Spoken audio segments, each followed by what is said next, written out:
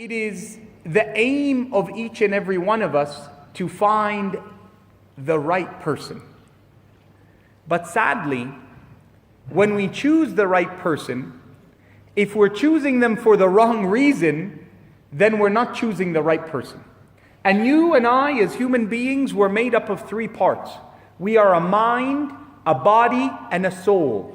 And if you choose one aspect of you as a human being in greater worth over the other, you are out of balance, and you will find that the person you have chosen is going to lead you away from that balanced, ideal life. Sometimes the focus is physical. I'm a body.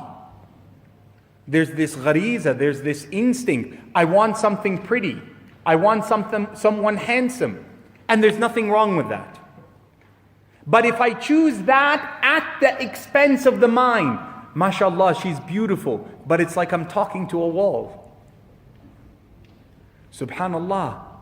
In terms of his physicality, he's a good earner, has lots of money, a nice car, a nice home. He can give me all the physical things in the world. But when I sit in front of him, it's like I'm talking to a child. I married a man boy. Allahu Akbar. What's happening? You might find someone who has the dunya, has the physical, has the wealth, has the beauty, has the mind, wala deen. But there's no akhlaq, and there's no taqwa.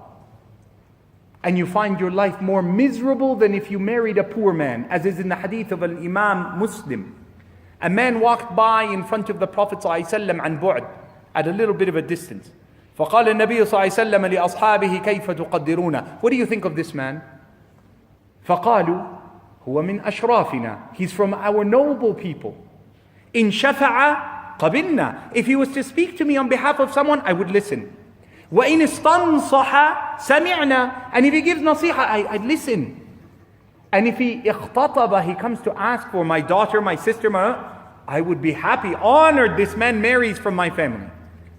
فسكت النبي صلى الله عليه وسلم. The Prophet didn't say anything. After a while, another man walked by.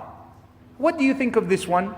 فقالوا يا رسول الله صلى الله عليه وسلم ليس من أشرافنا. He's not from the ساداتنا, the top of our people. If he was to speak, we wouldn't listen. If he was to counsel, we wouldn't pay attention. If he was to ask for someone from my family, we'd be insulted. فقال النبي صلى الله عليه وسلم أما هذا فوحده خيرا من ملء الأرض من الآخر. This one man that you all put down, with your eyes you don't see his piety and righteousness, with what you see with your eyes of the material of the dunya, this man by himself is more important to Allah than the whole world covered with the other one. Sallallahu alayhi wa sallam.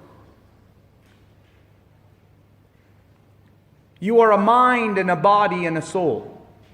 And therefore when you come to choose, you have to choose in that balance. That's the secret of the hadith where he speaks to the men. He says, when you come to marry a sister, what do you look for? All the brothers know this hadith. Jamaliha, jamaliha, brother. I know this hadith. I have, mashallah, ijaza in this hadith.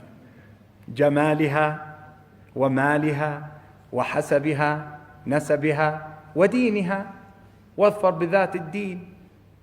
And they forget the meaning of this hadith. When the Prophet ﷺ is saying jamaliha, he's saying don't marry someone who's mashallah so beautiful, and you know yourself when you look in the mirror you get scared. You're like Allahu Akbar, and you're going for what's wrong with you, akhi? Have some balance.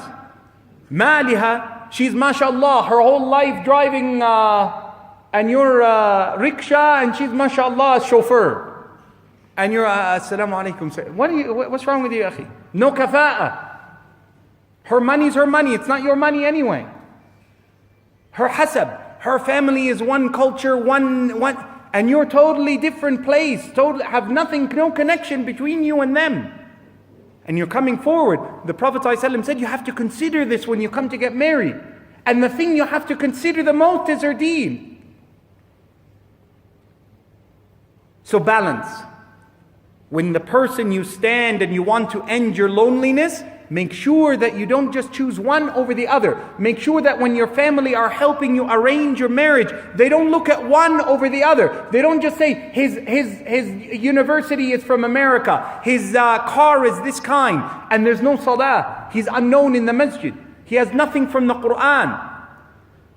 You can get married with no money and knowledge of the Quran.